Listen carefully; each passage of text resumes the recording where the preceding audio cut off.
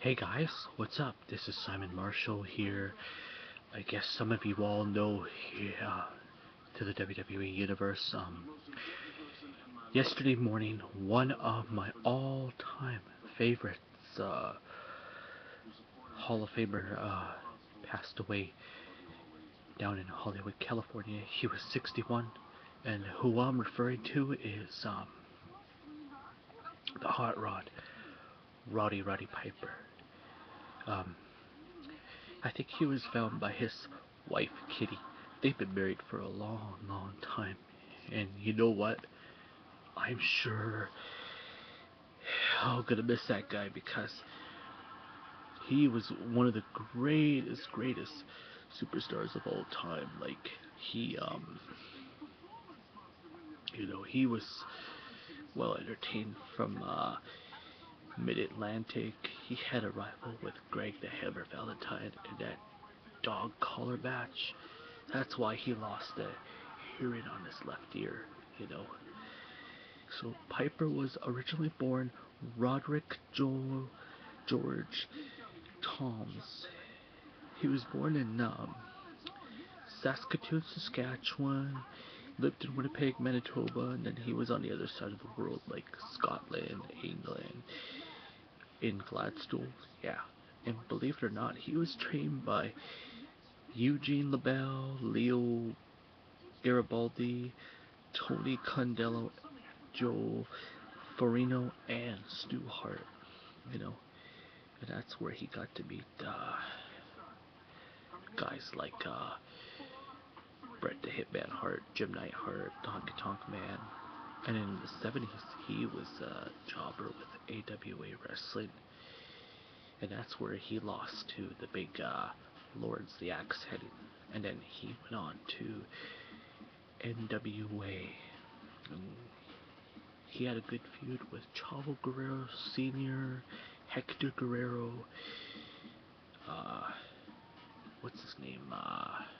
Oh yeah, Jack Briscoe. You know, they were great. And then he came to the WWF/E in 1984. He brought in the Piper's Pit, which was my all-time favorite sketch from WWF/E. Hang on, I'm just shutting my TV off. So,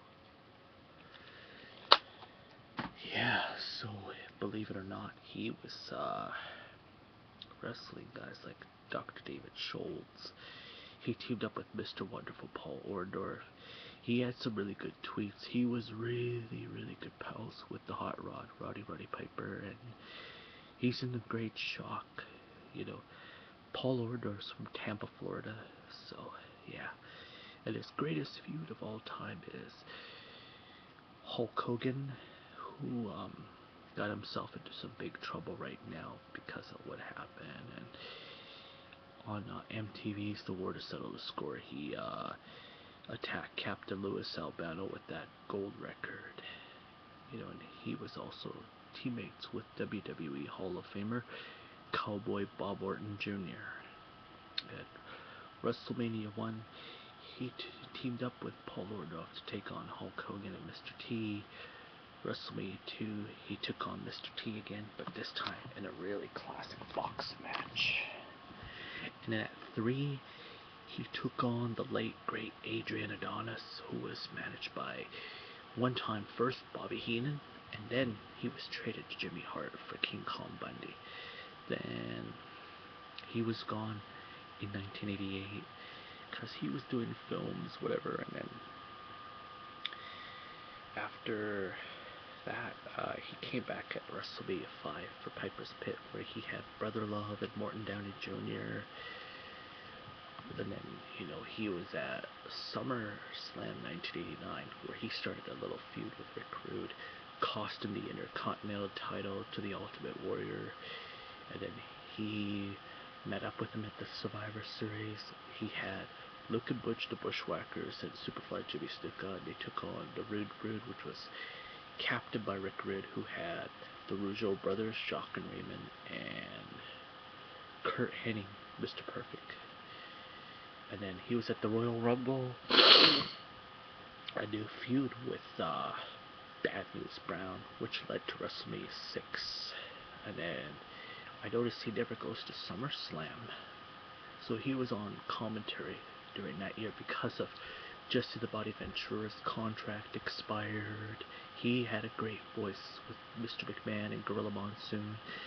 So he also did commentary at the Survivor Series because in real life he had an injury on his left knee. That's why he couldn't wrestle, even at the Royal Rumble. And in WrestleMania 7, he was managing Virgil, who left the $1 Million Man, Ted DiBiase. And then, he got attacked by Ted DiBiase and Sensational Sherry, and then after that, he was back on commentary for a little while. He was at SummerSlam with Heenan and Gorilla. He called some great matches, even at the... And then Survivor Series, he started a rival with his Hall of Famer friend, the Nature Boy, Ric Flair, who brought the World Heavyweight title to the WWF. Proclaiming to be the real world champion because Hulk Hogan was then WWF champ. And then, and then at the Royal Rumble, he took on Jacques Rougeau, who was the Mountie for the Intercontinental champ. That was his first ever major title. He won in the 90s. He had it until WrestleMania 8. Lost it to Hall of Famer Bret the Hitman Hart. And I think that was the end of his, almost like the end of his career. He left for a bit to try and pursue movies. But he did appear at SummerSlam in 1992.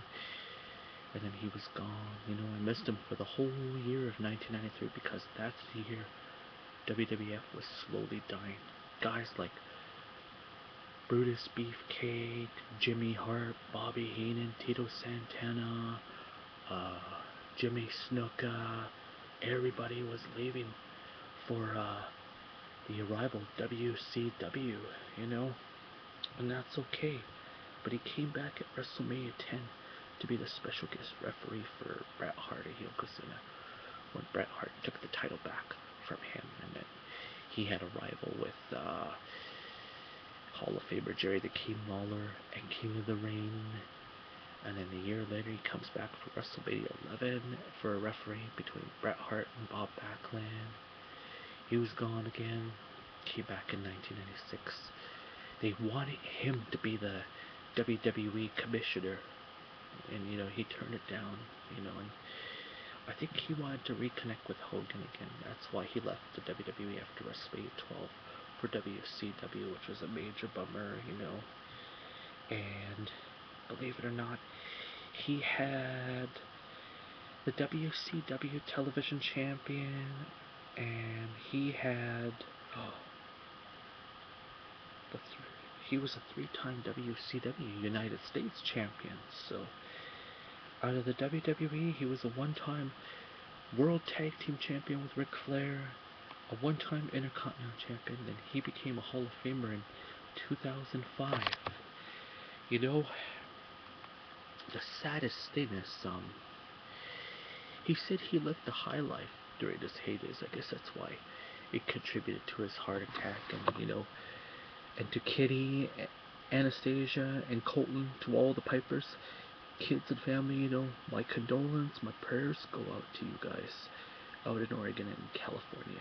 And I'm gonna miss the hot rod, Rowdy Roddy Piper, because what I miss about him is his humor and Piper's Pit.